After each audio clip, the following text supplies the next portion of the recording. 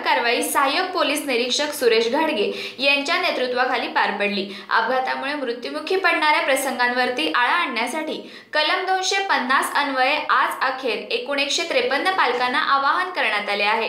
दरम्यान अल्पवयीन चालक आढळला तर पालकांना वाहतूक शाखेच्या कार्यालयात बोलून कलम 185 नुसार कारवाई करण्यात येणार आहे।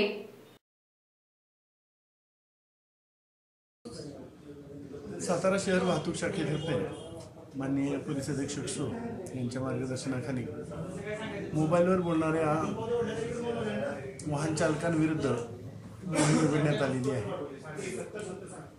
खरं तर मोबाईलवर बोलल्यामुळं आणि वाहन चालवताना मोबाईलवर बोलल्यामुळं बरेचसे अपघात होताना जाणून येत आहेत। तसं पाहायला गेलं तर शहरातील वाहन चालकांना, विशेष करून दुचाकीवरील वाहन चालकांना हेल्मेट घालायची सवय नाही आहे किंवा ते हेल्मेट घालायचं त्यांना अयोग्य वाटतं आणि त्याचबरोबर ते मोबाईलवर बोलत राहतात। म्हणजे दोन्ही दृष्ट्या ते असुरक्षितपणे वागत असताना बरेचसे असे अपघात होतात, बारीक मोठे अपघात होतात आणि त्या बऱ्याच बारीक मोठ्या अपघातातून काही सिरियस अपघातसुद्धा होताना जाणून येत आहेत आणि त्यातून हे अपघात काही बरेच अंशी प्राणघातक ठरत आहेत।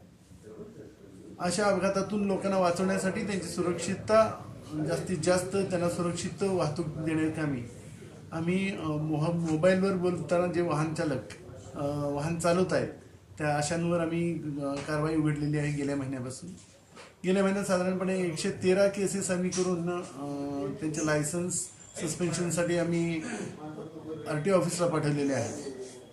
तीच मोहीम प्रखरपणे ह्या महिन्यातही आम्ही सुरुवात केलेली आहे आणि ती राबवत आहोत। वाहन चालकांनी जास्तीत जास्त नियमांचं पालन करून मोबाईलवर न बोलता किंबहुना अशाही लोकांचे आम्ही लायसन्स सस्पेन्शनसाठी पाठवत आहोत जे वाहन चालक अंमली पदार्थाच्या सेवनाखाली वाहन चालवताना मिळून येत आहेत, किंबहुना जे वाहन चालक सामान वाहतूक करणाऱ्या वाहनातून प्रवासी वाहतूक करत आहेत अशांचे परवाने रद्द करून, अशांचे रजिस्ट्रेशन्स रद्द करून आणि त्यांचे परवाने रद्द करण्यासाठी किंवा काही कालावधीकरता सस्पेंड करण्यासाठी आम्ही ते परवाने ताब्यात घेऊन RTOकडे रवाना करत आहोत। ही कारवाई आम्ही सातत्याने चालू ठेवणार आहोत जेणेकरून आम्हाला जास्तीत जास्त सुरक्षित वाहतूक आणि जास्तीत जास्त सुरक्षित नागरिक आम्हाला देता येईल। अशा पद्धतीने वाहतूक केल्याने रस्त्यावरून चाललेले पादचारी सुद्धा असुरक्षित बनतात आणि म्हणूनच आम्हाला ही धडक मोहीम प्रखरपणे राबवण्याची आम्हाला गरज वाटते आणि आम्ही माननीय SP साहेब सो, माननीय अपर पोलीस अधीक्षक सो यांच्या मार्गदर्शनाखाली ही मोहीम संपूर्ण जिल्हाभर अतिशय प्रखरपणे राबवत आहोत। त्याच पद्धतीने पालकांना आणखी एक आम्हाला आव्हान करायचं वाटतं की जे पाल्य विदाउट लायसन्स वाहन चालवत आहेत किंवा जे अल्पवयीन मुलं विदाउट लायसन्स वाहन चालवत आहेत अशावरही आम्ही धडक मोहीम चालू ठेवलेली आहे। त्यांच्या पालकांना आम्ही ऑफिसला बोलवून घेत आहोत।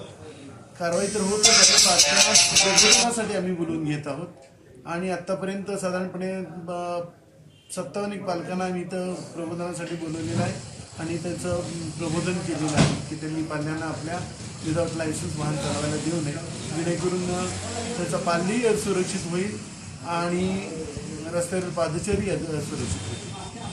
तरी वाहतूक शाखेतर्फे, पोलीस दलातर्फे माझे सातारकर नागरिकांना हे आव्हान राहील की त्यांनी जास्तीत जास्त वाहतूक नियमांचं पालन करावं आणि आम्हाला सहकार्य करावं। धन्यवाद।